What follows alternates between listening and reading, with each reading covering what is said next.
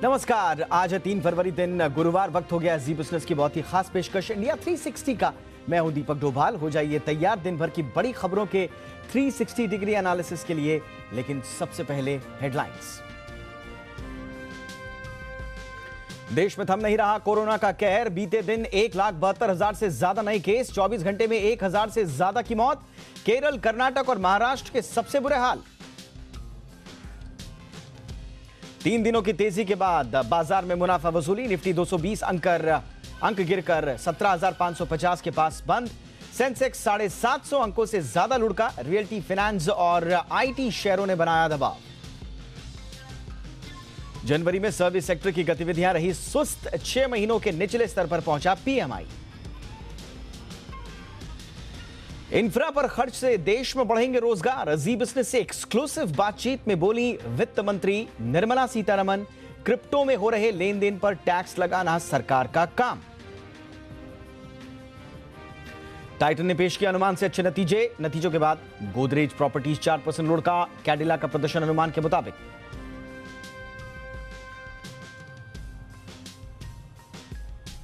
UP में चुनाव प्रचार को आए असदुद्दीन ओवैसी की कार पर चली गोलियां। एआईएमआईएम चीफ का ट्वीट, महफूज हूं। समाजवादी पार्टी ने चुनाव आयोग से की सीएम योगी के गर्मी वाले बयान की शिकायत। अखिलेश ने पूछा, क्या सीएम कंप्रेशर है जो ठंडा कर देंगे? मुख्यमंत्री योगी आदित्यनाथ ने पेश किया 5 साल का यूपी का रिपोर्ट कार्ड। कहा, देश की दूसरी बड़ी अर्थव्यवस्था यूपी की जो 70 साल में नहीं हुआ वो 5 साल में कर दिखाया। हरियाणा में खट्टर सरकार को हाईकोर्ट का झटका। निजी सेक्टर में लोकल के आरक्षण पर रोक। एक्ट में था लोकल को 75% आरक्षण का प्रावधान। बलोच लिबरेशन आर्मी का पाकिस्तानी सेना पर बड़ा हमला। 100 से ज्यादा पाकिस्तानी सैनिकों के मारे जाने की खबर। आईजी की भी गई जान। रूस और यूक्रेन के बहाने रूस और अमेरिका में नहीं थम रहा विवाद। यूक्रेन के समर्थन में आगे आए पश्चिमी देश। अमेरिका ने भेजे 2000 सैनिक। इंडिया 360 में आज समझाएंगे आपको रूस यूक्रेन विवाद की हर कड़ी। बताएंगे इस पूरे विवाद में कौन किसके साथ खड़ा है।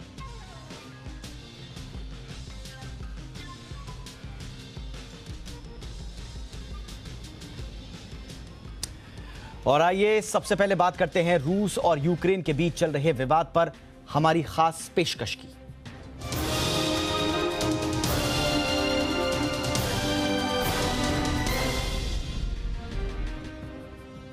जी हां, तो रूस और यूक्रेन के बीच में जो विवाद है उसमें कौन किसके साथ है, इसी से जुड़ी आज की हमारी खास पेशकश। और रूस यूक्रेन के बीच जारी विवाद थमने का नाम नहीं ले रहा है। एक तरफ रूस है कि अपनी मांगों से पीछे हटने को तैयार नहीं है, अपनी सेना को पीछे हटाने को तैयार नहीं है, तो दूसरी तरफ नाटो के सदस्य देश और अमेरिका लगातार आक्रामक होते जा रहे हैं।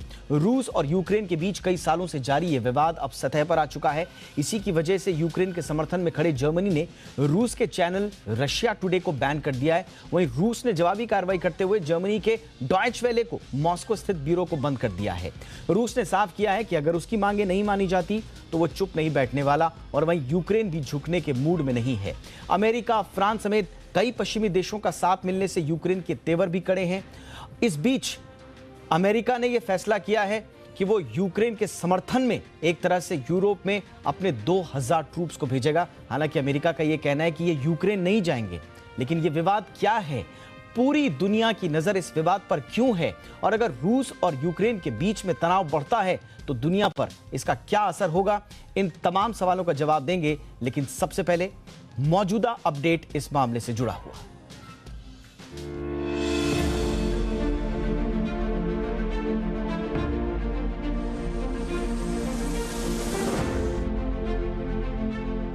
यूक्रेन रूस की सेनाओं से तीनों तरफ से घिरा हुआ है। यूक्रेन बॉर्डर पर रूस के करीब 1 लाख सैनिक तैनात हैं। इसके बावजूद रूस कह रहा है कि उसकी योजना सैन्य हमले की नहीं है। लेकिन सैन्य तैनाती के बीच रूस का ये बयान किसी भी पश्चिमी देश के गले से नहीं उतर रहा है। इसलिए नाटो सदस्य देश रूस को चारों तरफ से घेरने की कोशिश कर रहे हैं। ताजा कदम अमेरिका की ओर से उठाया गया है, जिसके तहत अमेरिका यूरोप में अतिरिक्त सैनिकों को तैनात करेगा। अमेरिकी रक्षा विभाग ने यूक्रेन की सीमाओं पर तनाव का हवाला देते हुए घोषणा की है। हालांकि अमेरिका की ओर से ये साफ कर दिया गया है कि सैनिकों की ये तैनाती यूक्रेन में नहीं होगी। दरअसल नाटो सदस्य देश और अमेरिका रूस के आसपास सैन्य ताकत को बढ़ा रहे हैं। इसके लिए रूस के नजदीक मौजूद समर्थक देशों में हथियार और सैनिक भेजे जा रहे हैं। अमेरिका जर्मनी में तैनात 1000 सैनिकों को रोमानिया भेजेगा, साथ ही 2000 सैनिकों को पोलैंड और जर्मनी में तैनात करेगा। अमेरिका ने 8000 से ज्यादा सैनिकों को अलर्ट पर रखा है। इसके साथ ही बेल्जियम और एस्टोनिया की सेना को भी यूएस ट्रेन कर रहा है। So I can't speculate on the current security situation in Europe, but what I can say is we are committed to NATO security, specifically in the Baltics, via the Enhanced Air Policing mission.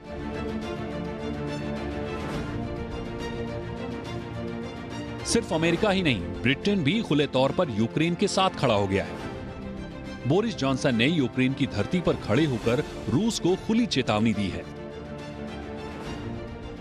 We are keen to engage in dialogue. Of course we are, but we have the sanctions ready. We're providing military support, and we will also intensify our economic cooperation because we are a firm and enduring ally of Ukraine and a supporter of Ukraine's territorial sovereignty and integrity.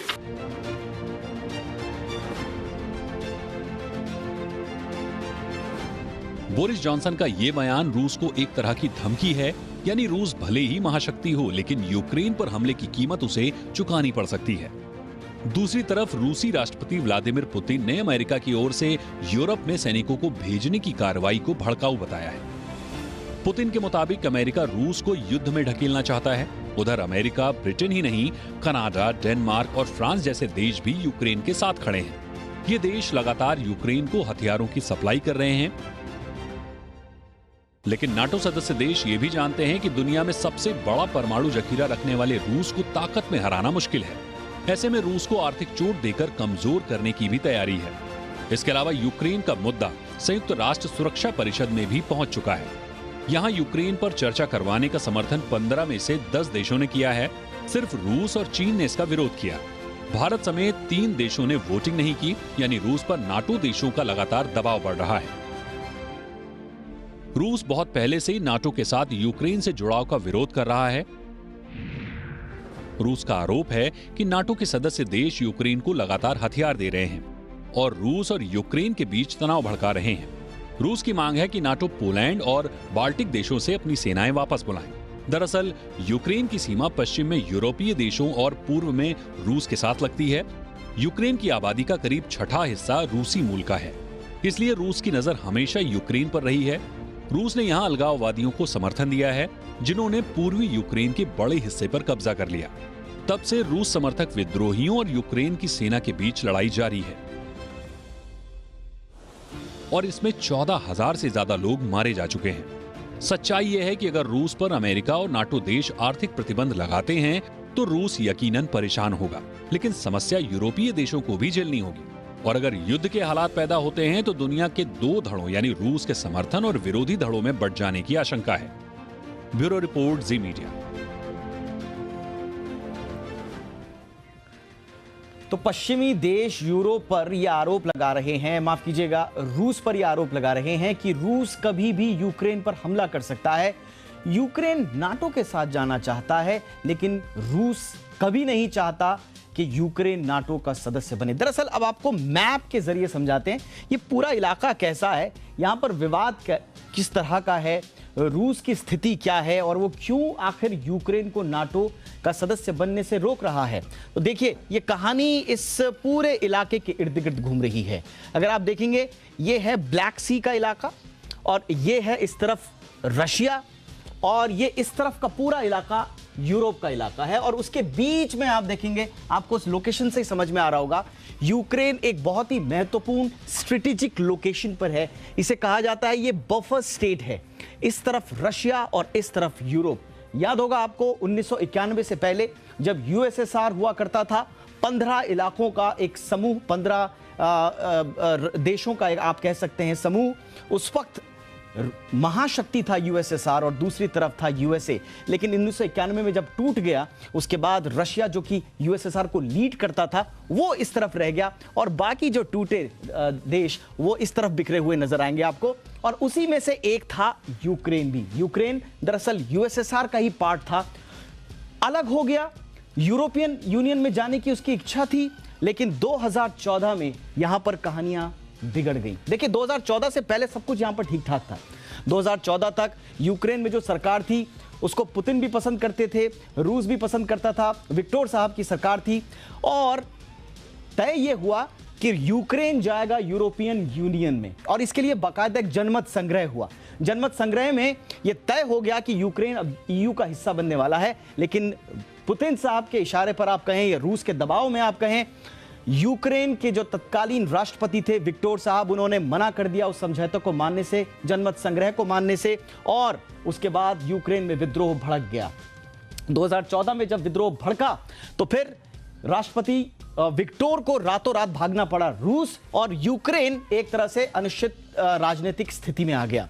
और वहां पर जैसे ही यहां पर तख्ता पलट हुआ, उसके बाद 2014 में पहली बार यूक्रेन में रूस विरोधी सरकार बनी। और यहां पर क्योंकि यूक्रेन में मिले जुले लोग हैं, यूक्रेनियन और रशियन लोग हैं, यहाँ के बहुत सारे लोग वो समझते हैं कि रूस से अलग होने के बावजूद हम लोग रशियन हैं, हम लोगों की एथनिक कल्चर एक है, हम लोग क्रिश्चियंस हैं, रूस से ज़्यादा मेल खाते हैं, तो क्यों ना हम रूस में चले जाएं। और जबकि बाकी लोगों का कहना था कि नहीं, हम लोग यूरोपियन यूनियन में जाएंगे। बड़ी मुश्किल से 1991 में हमें यूएसएसआर से छुटकारा मिला। तो यहीं पर यह कहानी यूक्रेन की घूमती है। इस इलाके को अगर आप देखेंगे, जो हम अगले मैप में आपको बताएंगे, लेकिन उससे पहले आपको बता दें कि यूक्रेन के इस इलाके में अगर आप देखिए तो नाटो के सहयोगी देश जो हैं वो यहां पर बिखरे पड़े हैं। रोमानिया है, इधर आपका पोलैंड है, उधर आपके बाल्टिक नेशंस जो हैं, बल्गारिया है, ये सारे के सारे नाटो के सदस्य हैं। अब देखिए नाटो यानी कि अमेरिका का प्रभाव यहां तक है और रूस नहीं चाहता कि वो प्रभाव यहां तक पहुंचे। इसीलिए रूस नहीं चाहता कि यूक्रेन नाटो में जाए, क्योंकि ये नाटो में आ गया तो ये जो बॉर्डर है रूस का, यहां तक अमेरिका का प्रभाव आ जाएगा और इसे एक तरह से रूस पर दबाव माना जाएगा। इसीलिए पुतिन चाहते हैं कि यूक्रेन बफर स्टेट रहे, नाटो में कभी ना आए। अब सारी कहानी जो है स्ट्रेटेजिक लोकेशंस की है। तो अब आपको बताते हैं कि दूसरा जो मैप आपको दिखाएंगे उसमें हम आपको दिखाएंगे कि यूक्रेन का जो पूर्वी हिस्सा है वहां पर किस तरह से पुतिन का दबदबा है। देखिए ये जो इलाका है इसको भी हम और आपको जूम करके बताएंगे। लुहांस्क, ये देखिए लुहांस्क और दोनेस्क, ये जो दो इलाके हैं जो रूस के साथ लगते हैं, यहां पर दरअसल रूस के समर्थित जो लोग हैं, अलगाववादी लोग हैं, वो यहाँ पर रहते हैं और इसीलिए रूस जो है हमेशा इस इलाके पर अपना दबदबा बनाए रखना चाहता है। जो ट्रूप्स की जो तैनाती की गई है वो भी इसी के इर्द गिर्द की गई है।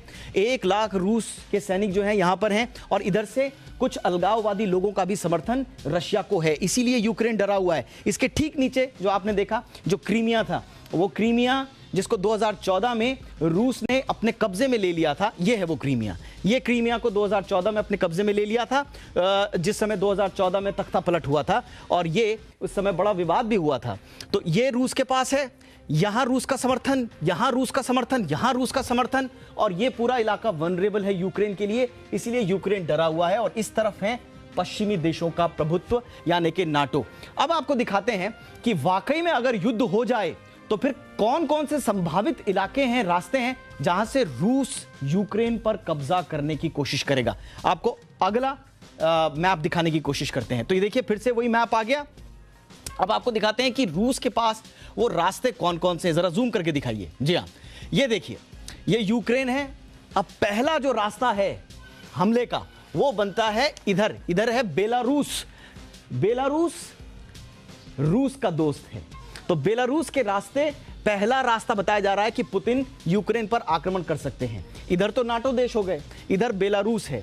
और दूसरा रास्ता जो मैंने आपको बताया, ये है दूसरा रास्ता जहां पर मैंने आपको बताया था कि रूस समर्थित अलगाववादी जो इस इलाके में हैं, उनके समर्थन से रूस यूक्रेन पर हमला कर सकता है। और तीसरा रास्ता है ये क्रीमिया है।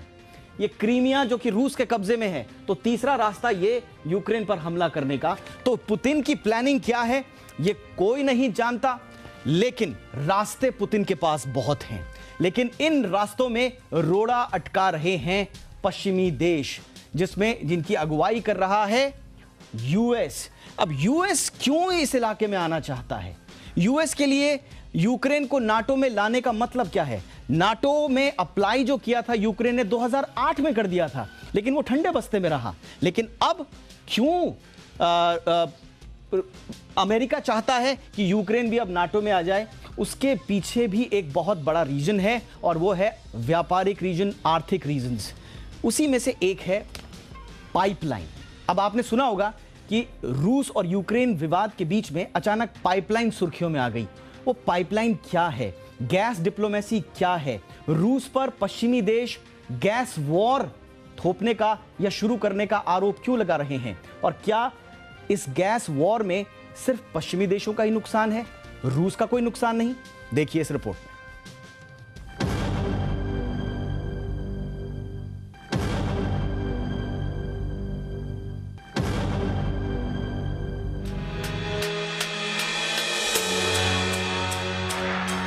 रूस और यूक्रेन के बीच तनाव के माहौल में गैस पाइपलाइन का जिक्र अचानक सुर्खियों में आ गया है। आलम यह है कि पाइपलाइन के इर्द गिर्द ही सारा तनाव सिमट गया है। दरअसल रूस के पास सबसे ज्यादा नेचुरल गैस का भंडार है।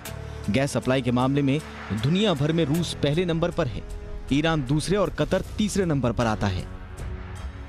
रूस की सरकारी कंपनी गैसप्रोम पाइपलाइन के जरिए कई देशों में गैस की सप्लाई करती है, और गैस की इसी सप्लाई पर टिकी है यूरोप की अर्थव्यवस्था। दरअसल यूरोप को जितनी प्राकृतिक गैस की जरूरत पड़ती है, उसका तकरीबन 1/3 रूस ही सप्लाई करता है। लेकिन तनाव बढ़ा तो रूस ने गैस सप्लाई को हथियार के तौर पर इस्तेमाल करना शुरू कर दिया। ठंड और गैस के दामों में लगी आग के बीच रूस ने पतझड़ के बाद यूरोप को गैस की आपूर्ति में बड़ी कटौती कर दी। पश्चिमी देशों ने यूरोप के गैस संकट के लिए सीधे तौर पर पुतिन को दोषी ठहराना शुरू कर दिया। लेकिन यह विवाद नया नहीं है। इस विवाद के जड़ में है साल 2014। 2014 तक रूस पाइपलाइन के जरिए गैस सीधे यूरोप तक भेजता था। रूस ट्रांजिट फीस देकर यूक्रेन जैसे देशों से होते हुए अपनी गैस यूरोप भिजवाता था। रूस बदले में यूक्रेन को हर साल करीब $33 बिलियन ट्रांजिट फीस चुकाता था, जो कि यूक्रेन के सालाना बजट का करीब 4% है। लेकिन यूक्रेन से रिश्ता खराब होते ही रूस ने पाइपलाइन का रास्ता बदलने की ठान ली, और इसके लिए रूस ने की नॉर्थ स्ट्रीम 2 गैस पाइपलाइन की शुरुआत। इस योजना के तहत वेस्टर्न रूस से नॉर्थ ईस्टर्न जर्मनी तक बाल्टिक महासागर के रास्ते 1200 किलोमीटर लंबी गैस पाइपलाइन बिछाई गई। इसकी कीमत करीब $10 बिलियन है। इस पाइपलाइन के जरिए रूस अब सीधे यूक्रेन को बाईपास कर जर्मनी तक अपनी गैस भेज सकता है। जर्मनी में नेचुरल गैस की सख्त जरूरत है, और रूस ने उसे सस्ते दामों पर गैस देने का समझौता भी किया है। कहते हैं कि इस नई पाइपलाइन के जरिए रूस हर साल जर्मनी को 55 बिलियन क्यूबिक मीटर गैस की सप्लाई करेगा। नई गैस पाइपलाइन बनकर पूरी तरह से तैयार हो चुकी है।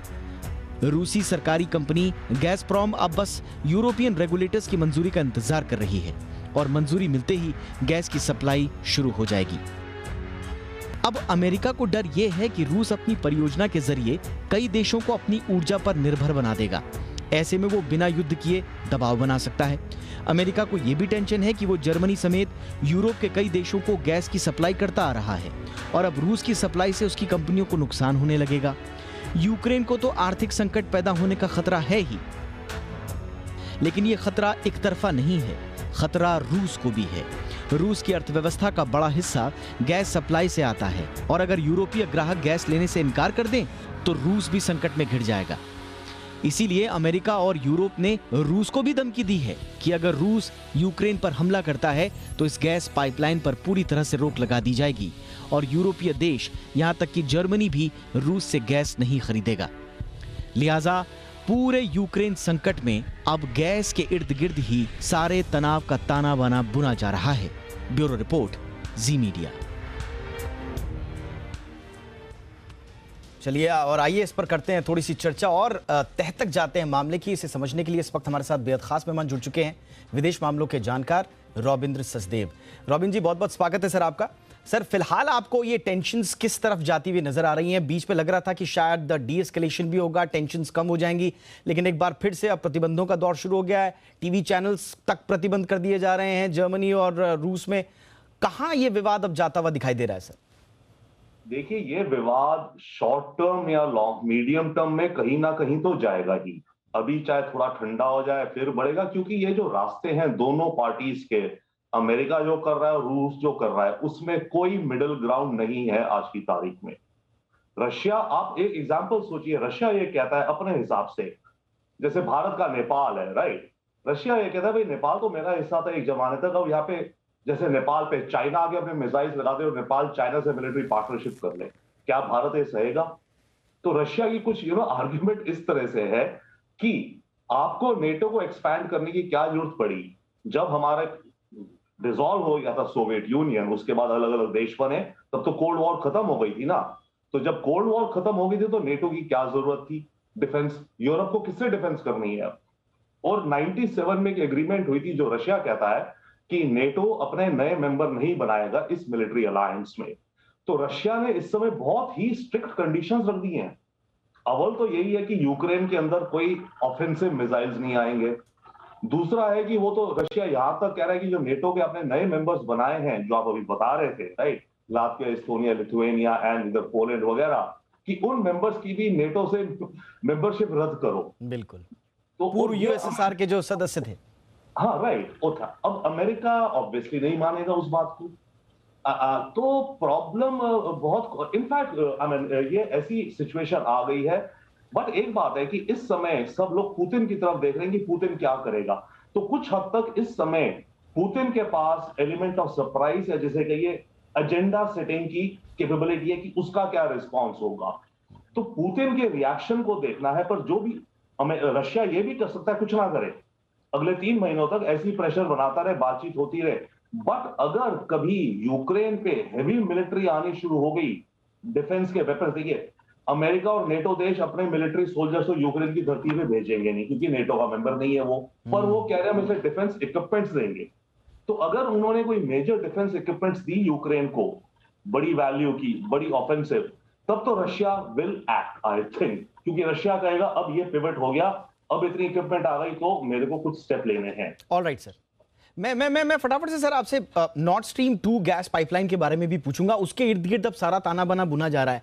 कहा यह जा रहा है, शुरुआत में कहा जा रहा था कि नब्ज पकड़ ली है पुतिन ने, अब अगर वो गैस सप्लाई रोकते हैं तो फिर यूरोप में संकट पैदा हो जाएगा। लेकिन अब जर्मनी और यूएस भी धमकी दे रहे हैं कि आपको ग्राहक ही नहीं मिलेगा तो फिर आपकी अर्थव्यवस्था भी क्या चलेगी। तो रूस को भी ग्राहक नहीं मिलेगा अगर जर्मनी और बाकी देशों ने हाथ पीछे करने छोड़ दिए। बड़ी महंगी पाइपलाइन है ये नॉर्थ स्ट्रीम 2।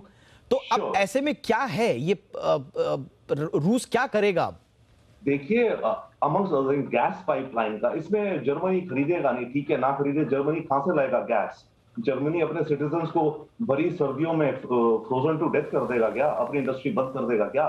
जर्मनी वो भी अफोर्ड नहीं कर सकता। तो जर्मनी जो फिलहाल पाइपलाइन चल रही है उससे लेगा, नॉर्थ स्ट्रीम वाली जो नई पाइपलाइन बनी है उसके जरिए नहीं लेगा, ठीक है, राइट। अब बात यह है कि यूरोप रियली, रशिया ने नब्ज दबा रखे, यूरोप को गैस चाहिए, यूरोप के पास कोई और ऑल्टरनेटिव नहीं है। ये गैस अभी बात कर रहे हैं कतर से इंपोर्ट कर रहे हैं, आप इंपोर्ट कर भी लो शिप से, तो इनके पास टर्मिनल्स नहीं है जर्मनी के पास जहां शिप आकर के ऑफलोड करे और फिर उस टर्मिनल से पाइपलाइन हो जो कि आपकी धरती पे आगे जाके किसी शहर तक गैस की पाइपलाइन ले जाए। इटली के पास नहीं है, इनके पास इंफ्रास्ट्रक्चर नहीं है गैस दूसरी जगहों से लेने का, तो इन्हें रशिया से तो लेनी ही पड़ेगी। बट बात ये एक होगी, ठीक है, रशिया अगर कुछ सिचुएशन वर्सन हुई, रशिया गैस सप्लाईज कम कर देगा, यूरोप को तंग करने के लिए, ताकि यूरोप के अंदर गैस की प्राइसेस बढ़े। तो ये गेम बहुत ही कॉम्प्लिकेटेड होती है। और एक और चीज है इस गैस के साथ, क्योंकि आप बिजनेस चैनल है, सैंक्शंस की गेम, जो अमेरिका और यूरोपीय देश कह रहे हैं कि हम सैंक्शंस लगाएंगे।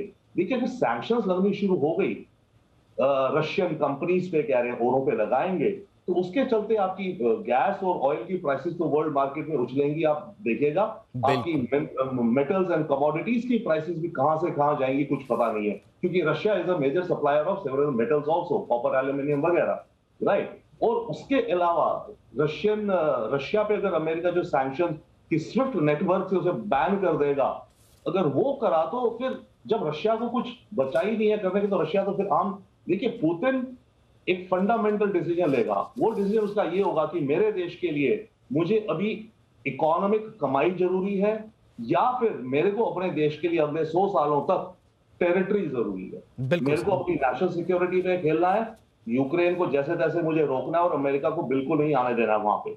और इसकी कॉस्ट अगर मुझे ये चुकानी पड़ी कि यूरोपीय देश मेरे पे सैंक्शंस लगाते हैं, लगा लें कुछ समय तक, ये कर लें वो कर लें, मैं जैसे तैसे कर लूंगा, राइट, बट मैं अपने नेशन की सिक्योरिटी को अब नहीं कॉम्प्रोमाइज करूंगा। तो मेरे विचार से पुतिन का ये ट्रेड ऑफ डिसीजन होगा कि मैं इकोनॉमी को पुतिन के एक्शंस पर मुझे लगता है कि सबकी नजर तो है ही। हम भी देखेंगे कि किस तरह का एक्शन पुतिन अख्तियार करते हैं और ये विवाद किस ओर जाता है। लेकिन इस बीच भारत के लिए एक दुविधा है, हम सर से चर्चा जारी रखेंगे। जरा भारत की स्थिति आप समझ लीजिए, और बार बार आपके मन में भी एक सवाल आ रहा होगा कि इस पूरे विवाद में भारत कहाँ खड़ा है, भारत की स्थिति कहाँ है। अभी तो चलिए तनाव जो है घटता बढ़ता रहता है, लेकिन खुदा ना खास्ता तनाव बहुत आगे बढ़ गया, चरम पर पहुंच गया, युद्ध की स्थिति आ गई, तो फिर भारत कहाँ होगा। देखिए इस रिपोर्ट में भारत की स्थिति, फिर इस पर भी चर्चा कर लेते हैं।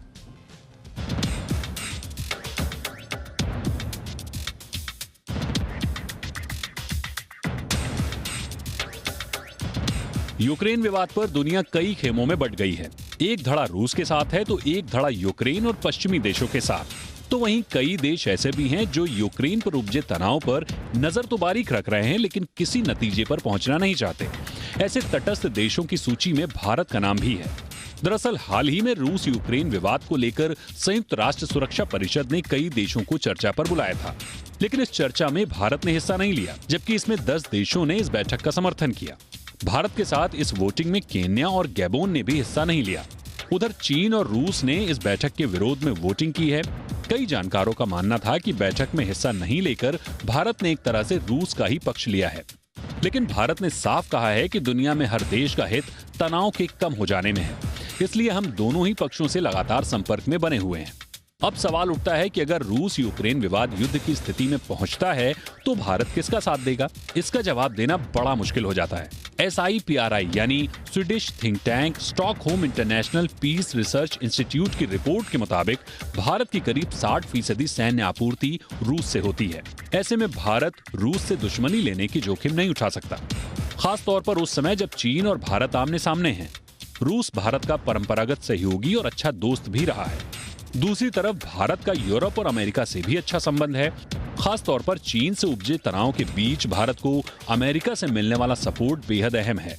सीमा की निगरानी के लिए भारतीय सेना को अमेरिकी पेट्रोल एयरक्राफ्ट से मदद मिलती है। इसके साथ ही सीमा की निगरानी कर रहे भारतीय सैनिकों को ठंड से बचाने के लिए भारत अमेरिका और यूरोप से विंटर क्लॉथिंग खरीदता है। ऐसे में भारत न तो रूस को छोड़ने की सोच सकता है और न ही यूरोप और अमेरिका से अपने रिश्ते खराब करना चाहता है। विशेषज्ञों की माने तो एक बार फिर रूस को चीन की जरूरत होगी। ऐसे में रूस भारत के साथ संबंधों की परवाह नहीं करेगा। जिस तरह अमेरिका एक साथ रूस और चीन को मैनेज नहीं कर सकता, उसी तरह भारत एक साथ रूस और अमेरिका दोनों का हर परिस्थिति में साथ नहीं दे सकता है।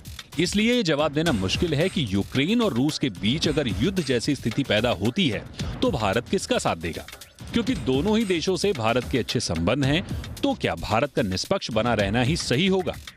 बात यह है कि भारत निष्पक्ष भी आसानी से नहीं रह पाएगा, क्योंकि भारत की निष्पक्षता अमेरिका को चिढ़ा रही है और अमेरिका चाहता है कि वो छिपे तौर पर ही सही लेकिन अमेरिका को सपोर्ट करे। लेकिन भारत ने ऐसा किया तो रूस की नाराजगी चीन से भारत का मुकाबला कमजोर कर सकती है। लेकिन मजबूरी यह है कि भारत को अगर चीन का सामना करना है तो उसके लिए अमेरिकी चिंताओं का भी ख्याल रखना होगा। ब्यूरो रिपोर्ट, जी मीडिया। रॉबिन सर, बड़ी विचित्र स्थिति है, तटस्थ भी नहीं रह सकते, किसी का पक्ष भी नहीं ले सकते, तो भारत आखिर करे क्या और कब तक ये तटस्थ वाली भूमिका बनाए रखेगा।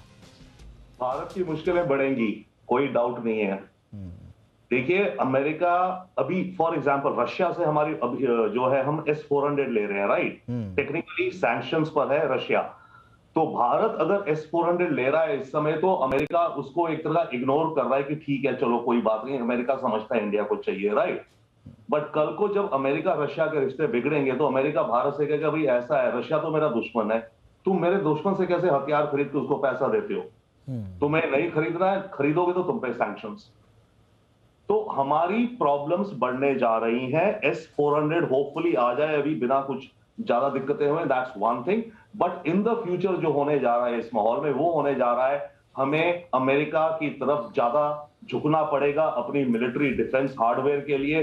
रूस से हम अब इसके बाद S-400 के बाद हम कोई बड़ी डील नहीं कर पाएंगे, या करेंगे भी तो मुश्किल होगी। हम सोचें सुखोई की कर लें या S-500 की बात हो रही है, ये वो। भाई ये देश तो सैंक्शंस में है, अमेरिका का दुश्मन है। अमेरिका कहता है मेरा एनिमी है, तो अमेरिका कहेगा आप मेरे एनिमी के साथ क्या कर रहे हो। अभी यूनाइटेड नेशंस में कल जो वो था यूएन सिक्योरिटी काउंसिल में, भारत ने क्या करा, उस वोट में भारत एब्सटेन हो गया। हम तो ये चाह रहे हैं कि हम साइड में रहे, इन दोनों का मामला शांत हो जाए और हम इस मामले में पिस ना जाए, अदरवाइज हम फंस जाएंगे। और रियलिटी है कि हम इस मामले में वील गेट कॉम्प्लिकेटेड, हम खिंच लिए जाएंगे। तो हमें आई डोंट नो क्या कर सकते हैं, बट पहली बात तो ऑब्वियसली ये कर सकते हैं अपनी डोमेस्टिक मिलिट्री इंडस्ट्रियल कॉम्प्लेक्स को बढ़ाओ जितना जल्दी हो सके। परंतु रूस के साथ आगे जाते हुए रिश्ते बढ़ाने में भारत को मुश्किल होगी। या फिर हम ऐसा करें, अमेरिका और रूस को मिलकर आपस में कोई ग्रैंड बार्गेन कर ले कि ऐसा है अमेरिका, हम मिलिट्री सप्लाईज आपसे ही लेंगे बड़ी बड़ी, और रशिया हम आपसे मिलिट्री सप्लाईज कम कर देंगे पर हम आपसे ऑयल एंड गैस लेंगे, ठीक है। बट अगर हम ऑयल एंड गैस भी ज्यादा लेना शुरू करते हैं रशिया से और इनकी ये टेंशन चलती रहेंगी, तो अमेरिका तो ये कहेगा ना कि रशिया के साथ तो कोई भी देश बिजनेस नहीं कर सकता, सैंक्शंस हैं, तो हम क्या करेंगे। तो ये बहुत चीजें चैलेंज आने वाले हैं हमारी डिप्लोमेसी को regarding both Russia and America.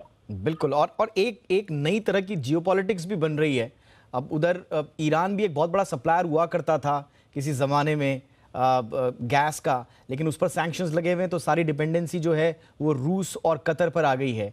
अब अगर तनाव बढ़ता है तो क्या फिर, मैं ज़रा सा पूछ भी लेता हूं आपसे सर, कि तो क्या यूएस सोच सकता है आने वाले भविष्य में ईरान पर जो सैंक्शंस हैं उनको लिफ्ट करना, वहां से कुछ रास्ते खोलना ताकि यहां पर प्रेशर कम हो? बड़ी विचित्र जियोपॉलिटिकल स्थिति हो जाएगी। नो एब्सोल्युटली, देखिए भारत के हित में तो बहुत है, और मैं बार बार एडवोकेसी कर रहा हूं कि भारत जैसे तैसे होके मीडिएटर का रोल प्ले करके ईरान की सैंक्शंस को हटवाए, क्योंकि ईरान पे सैंक्शंस अगर बाय द वे डिस्कशन शुरू हो गई है ईरान सैंक्शंस को रिमूव करने के लिए, पर उसमें भी ज्यादा होप नहीं है, क्योंकि यूरोपीय देश और अमेरिकन ये जो फॉरेन पॉलिसी है ये कॉम्प्लिकेटेड चलेगी और ईरान से सैंक्शन जल्दी हटने वाले नहीं है। और ईरान का जो तेल है, ईरान ने तो क्या 25 साल की या $400 बिलियन की डील करी है साहब ईरान ने चाइना के साथ for its own gas supply. तो ईरान की गैस और ऑयल जा रहे हैं अब चाइना को, राइट। ओके। कतर की जहां तक बात है, कतर की जो गैस सप्लाई है, कतर की सारी गैस सप्लाई के जो कॉन्ट्रैक्ट्स हैं वो ज्यादातर एशिया की तरफ है। बिल्कुल, सिर्फ 5% है यूरोप की तरफ। यूरोप में तो कतर ऐसी अपने कॉन्ट्रैक्ट को कैंसिल करके एशिया से आप यूरोप में तो गैस नहीं बेच पाओगे ना। तो कतर गैस के मामले में कहने को बात हो रही है कतर पर कतर प्रैक्टिकली। आपने सही कहा सर, ये जो जियोपॉलिटिकल स्थिति है वो आपने सही कहा कि अल्टीमेटली तेल के दाम, गैस के दाम बढ़ेंगे, ऑलरेडी बढ़े हुए हैं, ऑलरेडी संकट है और बढ़ेंगे। तो इससे बिजनेस पॉइंट ऑफ व्यू से भी पूरी दुनिया को, पूरी दुनिया की अर्थव्यवस्थाओं को देखना होगा कि ये संकट न सिर्फ राजनीतिक है, जियोपॉलिटिकल है, बल्कि इकोनॉमिकली भी बड़ा इंपॉर्टेंट हो जाएगा। सर संक्षेप में कुछ कहना चाह रहे थे आप? एक लास्ट पॉइंट था, इसमें एक और एलिमेंट है। देखिए अगर रशिया पे सैंक्शंस आती हैं तो वही हाल होगा, सप्लाई चेन्स डिसरप्ट हो जाएंगे। बिल्कुल, जैसे अभी कोविड में हो गया था, ओके, सप्लाई चेन्स डिसरप्टेड है। तो अगर रशिया पे सैंक्शंस आएंगी, केवल ऑयल एंड गैस मार्केट से नहीं, बहुत सारी यूरोपियन कंपनीज है, ब्रिटिश पेट्रोलियम का करीब 30% जो एनुअल रेवेन्यू रशियन बिजनेस से आता है, साखलिन आइलैंड से, राइट। तो ये काफी सारी सप्लाई चेन्स डिसरप्ट हो जाएंगी। बिल्कुल, और बड़ी मुश्किल से, बिल्कुल बड़ी मुश्किल से सप्लाई चेन ठीक आ रही थी कोरोना काल के बाद पूरी दुनिया में, और अगर इस तरह के भू राजनीतिक परिस्थितियों के कारण फिर से डिसरप्शन होता है तो इसका खामियाजा कोई एक या दो देश नहीं बल्कि पूरे दुनिया को भुगतना होगा। बहुत बहुत शुक्रिया सर, लेकिन देखना ही दिलचस्प होगा कि कौन कहाँ खड़ा रहता है, खासतौर से भारत का जो हमने चर्चा करी कि बड़ी विचित्र स्थिति है, जाए कहाँ, ना रूस का पक्ष ले सकते हैं ना यूएस का पक्ष ले सकते हैं, और सबसे बड़ी बात यह कि तटस्थ भी नहीं आप रह सकते, क्योंकि वो कहीं ना कहीं यूएस को लग रहा है कि तटस्थ रहना भारत का कहीं ना कहीं रूस के ही पाले में है। हो सकता है रूस भी कल के दिन यही सोचने लग जाए। तो बड़ी विचित्र स्थिति है। बहरहाल इस खास पेशकश में आज हमारे साथ जुड़ने के लिए रॉबिन सचदेवा, आपका बहुत बहुत शुक्रिया। रिजर्व बैंक की डिजिटल करेंसी खूब चर्चा में है। जब से बजट में वित्त मंत्री ने इसका ऐलान किया है, तब से लोगों के मन में तरह तरह के सवाल उठ रहे हैं। आरबीआई की डिजिटल करेंसी कैसी होगी, इसका ट्रांजैक्शन कैसे होगा, ये रेगुलेट कैसे होगी, क्या इसमें ट्रेडिंग होगी या नहीं, क्या इसको कैश में कन्वर्ट किया जा सकता है या नहीं, इसके लिए अलग खाता खोलना होगा या क्या करना होगा। बहुत सारे सवाल हैं। रिपोर्ट के जरिए इन सवालों का जवाब।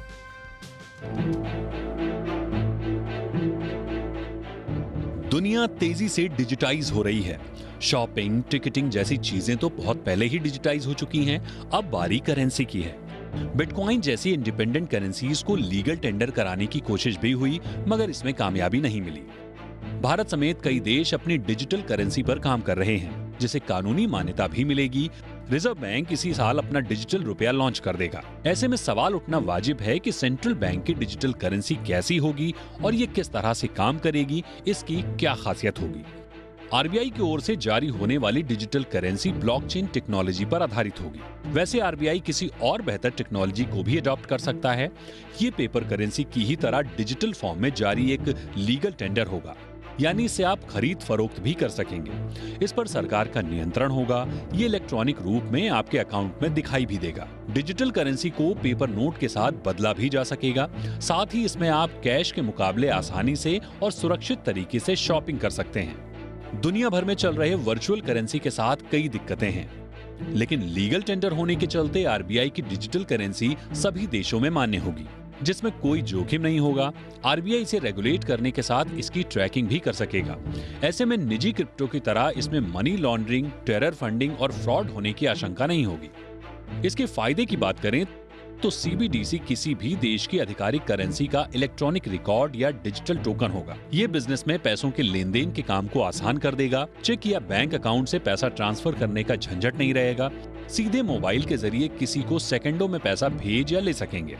वहीं नकली करेंसी की समस्या से निजात मिलेगी सो अलग।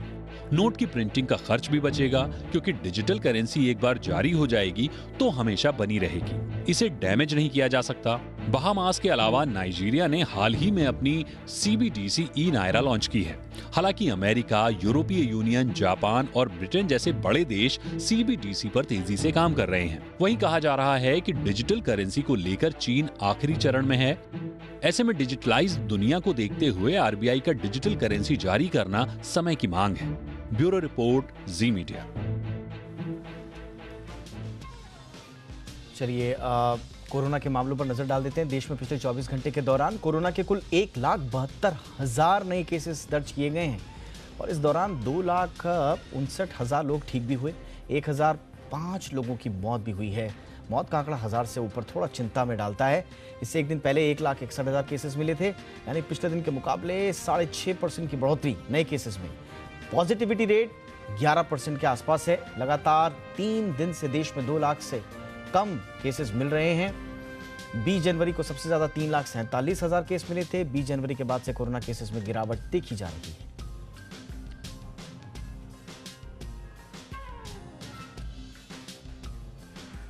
और दुनिया में क्या स्थिति है कोरोना की, ये भी देख लेते हैं। कुछ देशों में चिंताएं अब भी बरकरार हैं। 24 घंटे के भीतर दुनिया भर में 30,17,000 नए केसेस मिले। अमेरिका में एक बार फिर कोरोना के मामलों में तेजी है। यहाँ 24 घंटे के भीतर 3,24,000 नए केस मिले। एक दिन पहले ये संख्या 3 लाख से कम थी। फ्रांस में कोरोना के मामलों में थोड़ी गिरावट मिली है। 24 घंटे के भीतर 2,65,000 नए कोरोना केसेस। इटली में 1,19,000। एक दिन पहले ये संख्या 1,33,000 थी, तो कुछ गिरावट है। ब्राजील की बात करें तो 24 घंटे के भीतर 1,85,000 नए केस। पहले दिन इससे पहले के दिन ये संख्या 1,71,000 थी, यानी कि थोड़ी बढ़ोतरी यहां देखने को मिली है। ब्रिटेन की बात करें तो 24 घंटे के भीतर 86,000 नए केस मिले हैं। एक दिन पहले 1.25 लाख के आसपास यहां केस आए।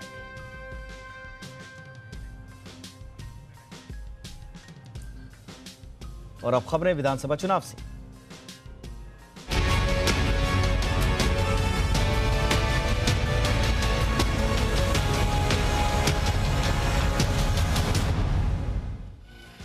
और चुनावी रण में आज की सबसे बड़ी खबर उत्तर प्रदेश के हापुड़ से आई, जहां असदुद्दीन ओवैसी की कार पर फायरिंग की चौंका देने वाली घटना सामने आई है। बताया जा रहा है कि ओवैसी की कार जैसे ही टोल नाके पर पहुंची, 3-4 हमलावरों ने ताबड़तोड़ फायरिंग शुरू कर दी। इस बात की जानकारी खुद AIMIM अध्यक्ष ओवैसी ने ट्वीट करके दी है। उन्होंने ये भी कहा कि वो पूरी तरह से सुरक्षित हैं। फिलहाल पुलिस टोल नाके का CCTV फुटेज खंगाल रही है। खबर यह भी है कि पुलिस ने एक हमलावर को गिरफ्तार भी किया है। इसके साथ ही हमले में इस्तेमाल हथियार को भी अपने कब्जे में ले लिया गया है।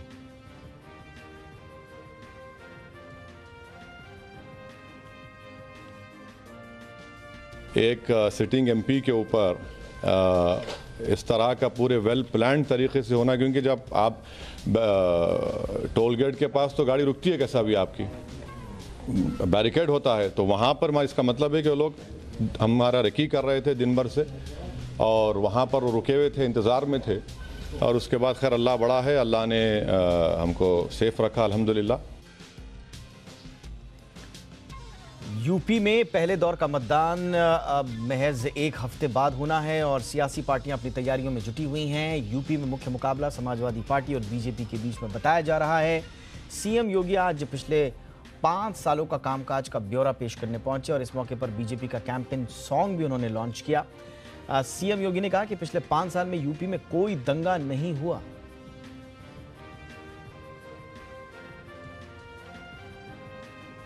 पांच वर्ष के इस यात्रा के दौरान उत्तर प्रदेश ने कुछ मील के पत्थर भी गढ़े हैं। कौशाम्बी जिले के सिराथू विधानसभा सीट से भारतीय जनता पार्टी के प्रत्याशी और प्रदेश के डिप्टी सीएम केशव प्रसाद मौर्य ने नामांकन दाखिल कर दिया है। उनके साथ बीजेपी के राष्ट्रीय अध्यक्ष जेपी नड्डा भी मौजूद रहे। उनके अलावा बड़े नेताओं ने भी उनके साथ नामांकन में हिस्सेदारी निभाई। उनके साथ पहुंचे केंद्रीय मंत्री और यूपी प्रभारी धर्मेंद्र प्रधान भी उनके नामांकन के वक्त मौजूद रहे।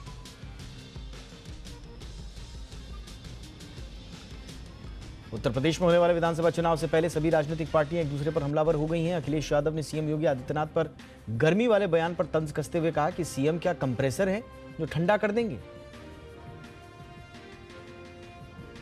वो हमारे मुख्यमंत्री हैं, वो कोई कंप्रेसर थोड़ी है कि हमें ठंडा कर देंगे।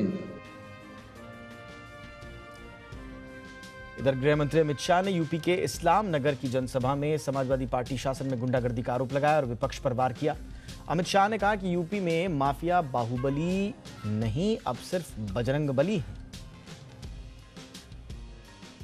इनके जमाने में हर उत्तर प्रदेश के जिले में, जनपद में एक बाहुबली होता और एक माफिया होता।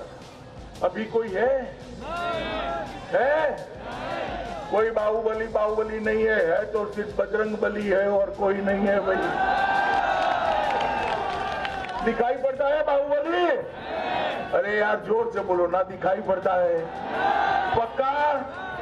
तो कमल को वोट देना चाहिए, नहीं देना चाहिए? योगी जी ने बाहुबलियों के कब्जे से 2000 करोड़ की भूमि को मुक्त कराकर गरीबों के आवास बनाने का काम योगी आदित्यनाथ ने। ये फर्क है भाजपा और कांग्रेस में।